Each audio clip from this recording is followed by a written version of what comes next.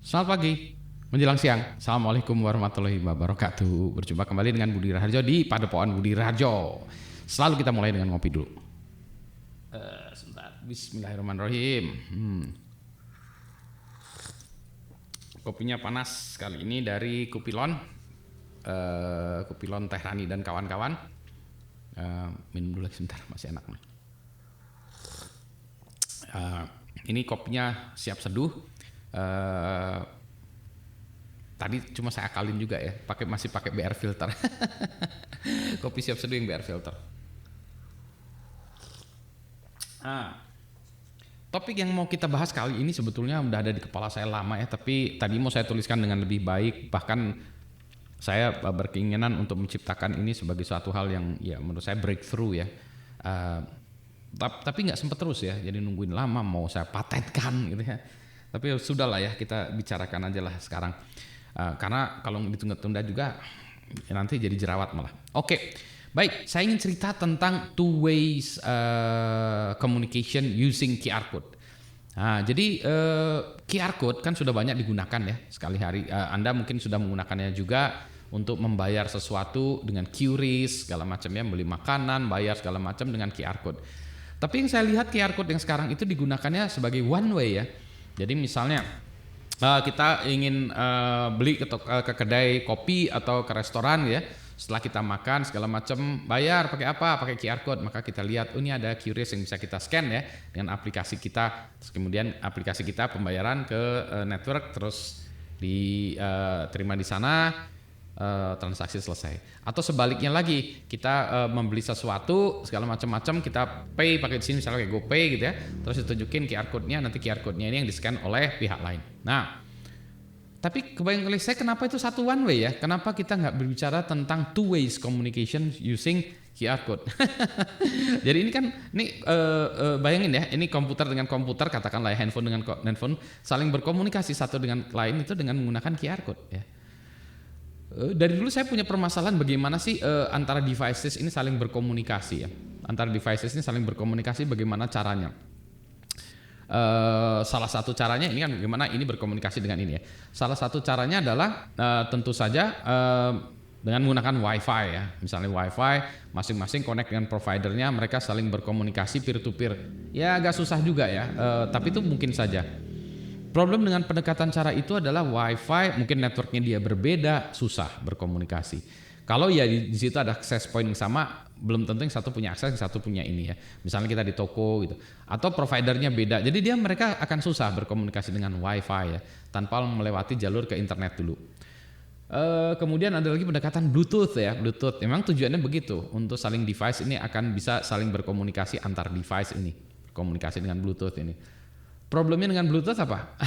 Karena tidak didesain dengan keperluan yang memang untuk begitu, scalingnya banyak untuk kita punya kamera, send Bluetooth, handphone ke komputer sinkronisasi pakai Bluetooth, tapi tidak dipikirkan untuk komunikasi dengan pihak lain ya sebetulnya.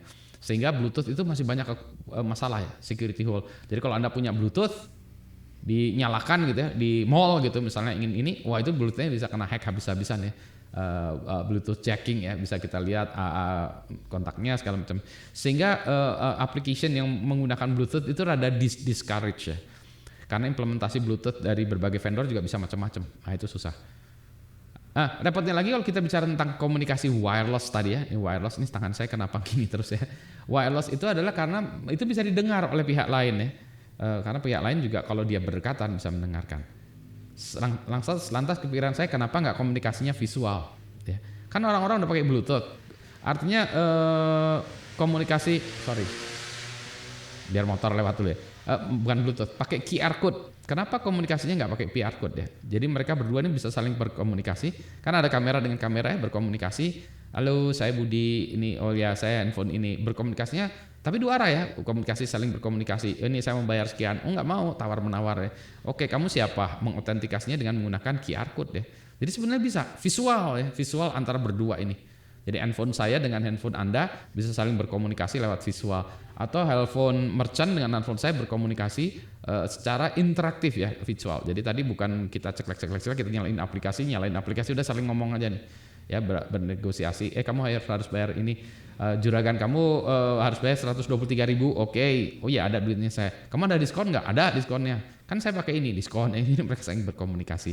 Ini on behalf of me, ini on behalf of tokonya gitu. Jadi mereka saling berkomunikasi gitu. Jadi bisa kan ya sebetulnya berkomunikasi. Tinggal dibuatkan aplikasinya saja sebetulnya. Nah yang lebih menariknya adalah karena mereka berkomunikasi secara visual, orang-orang yang di samping sini nggak bisa ngelihat ini mereka berkomunikasi apa sih gitu ya. Jadi sangat private sebetulnya, private. Seperti kita ngobrol dua mata. Nah, ini kalau ini ngobrol dua kamera, bukan dua mata. Bukan dua mata. Kalau gitu ya pembicaraan empat mata ya, empat mata. Kok dua mata ya, empat mata ya. Ini juga ini ya, pembicaraan dua kamera. Nah, ya. Tinggal buatan aplikasi ngeri kali kan ya. Ya. Nah, kenapa QR code? Nah, karena QR code sudah banyak ya, sudah reliable. Bisa barcode, bisa juga gitu. Kenapa QR code? Kenapa nggak teks saja? Sebenarnya bisa juga pakai teks segala macam ya dengan data segala macam. Tapi teks itu seringkali ada kesalahan. Nih QR code ini memang datanya yang ditransfusikan kecil. Tapi kan kalau kita ngomong kan kita nggak ngomong ngecapruk 15 menit terus baru gantian kan? Enggak, kita langsung berkomunikasi dikit-dikit ya satu phrase kan itu dengan QR code cukup ya. QR code juga bagus kalau untuk data yang sifatnya kalau dengan teks itu susah ya dengan OCR. Ini ada beberapa nih saya potong-potong dulu tadi ya. Contohnya kalau saya punya misalnya data yang atas ya coba. Nanti ada scan yang atas nih coba. Anda scan yang atas dulu ya. Apa itu coba? Kan itu kalau saya tuliskan di teks itu kalau di scan sering salah. Saya tulisannya itu apa kalau nggak salah ya? III atau apa ya? III apa ya? III LLL sorry 111 LLL III kecil ya, I gede gitu ya. Jadi itu kan kalau dilihat itu kalau di scan tuh sering salah. Tapi dengan QR code ini nggak error. Ya, jadi artinya tuh robust deh. Ya gitu. Nah yang di bawahnya ini mungkin mekanisme komunikasinya ini saya buatkan skenario nya pakai kertas ya. Tapi sebenarnya bisa juga dengan aplikasi. Hello, I'm Budi. Terus ini sini. Hi, I'm Budi atau I'm Bung BR.